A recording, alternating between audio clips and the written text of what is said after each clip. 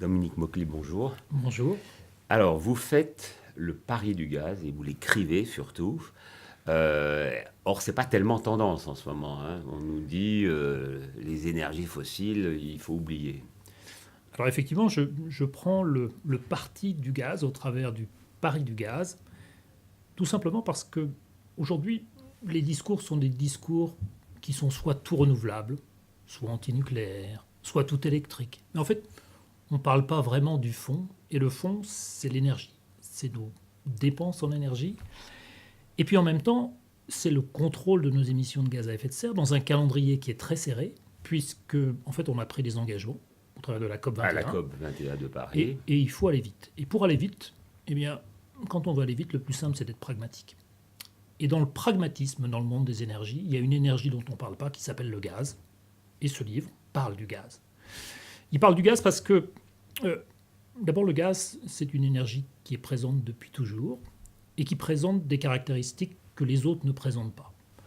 La première, Avantages, inconvénients par rapport au charbon, par rapport au pétrole. le premier avantage par rapport aux autres énergies carbonées, parce que c'est souvent que là-dessus le débat se cristallise, c'est que parmi ces énergies qui produisent du CO2, celle qui en produit le moins, c'est le gaz. 30% de moins que le charbon. Et si vous remplacez par exemple le diesel par du gaz dans les véhicules pour la mobilité, ou tout simplement du gaz aussi pour les bateaux, sur l'ensemble des transports logistiques, etc., eh bien vous allez diminuer par 2 les émissions de gaz à effet de serre très rapidement. Donc c'est une solution pragmatique, certes, qui émet du gaz à effet de serre, mais il n'empêche que c'est une solution dont il faut parler. Et elle existe déjà. Alors l'avantage. elle existe déjà, et en plus, elle a aussi cet autre gros avantage, c'est qu'elle est naturelle. C'est-à-dire que depuis longtemps, on connaît le gaz, certes parce qu'on l'a extrait, mais aussi tout simplement parce qu'il se produit naturellement, et c'est ça qui demain va nous permettre de rendre le gaz entre guillemets vert, c'est-à-dire qu'en fait il rentrera complètement dans l'économie circulaire, et c'est ce qui commence à exister aujourd'hui au travers de ce qu'on appelle la méthanisation, c'est-à-dire en fait l'utilisation des déchets pour produire le gaz. Donc le gaz il présente l'avantage d'être moins émetteur de gaz à effet de serre que les autres énergies fossiles, et en plus il se traite, et demain ce sera un gaz majoritairement On vert. peut faire mieux. Voilà, on peut faire mieux à la fois dans les installations, dans la façon de l'extraire, et aussi dans la façon de le produire.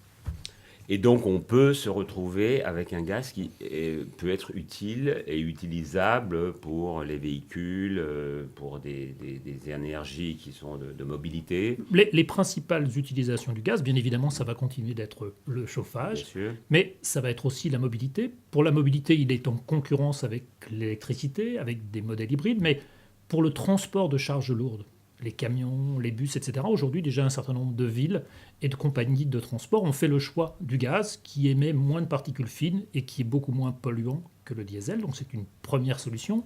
Pour la mobilité des bateaux, c'est aussi un certain nombre de compagnies de transport, de containers et de transport pour le tourisme ont fait le choix de passer au gaz naturel liquéfié, qui là aussi permet d'avoir des bateaux qui sont dans les ports et qui ne polluent pas comme ceux qui polluent aujourd'hui.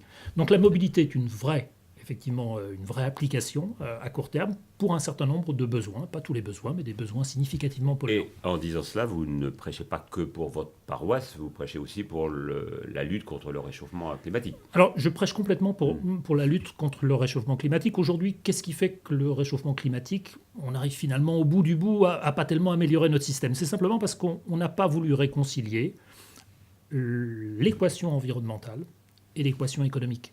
Et aujourd'hui, quand vous prenez par exemple la transition nucléaire en Allemagne, au moment où on a arrêté les centrales nucléaires, en fait, on a remis en service des centrales au charbon, parce que bien évidemment, on a construit du renouvelable, et il a fallu en mettre en service. Mais pour l'industrie, il fallait une électricité pas chère. Et l'électricité pas chère, c'est de l'électricité au charbon aujourd'hui.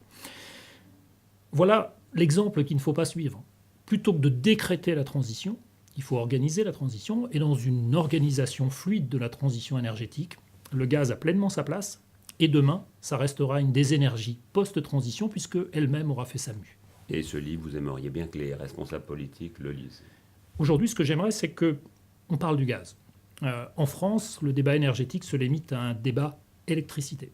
On oublie les autres types de consommation, et donc bien évidemment, j'aimerais que les politiques parlent plus du gaz. Merci beaucoup, Dominique Maucly. Merci.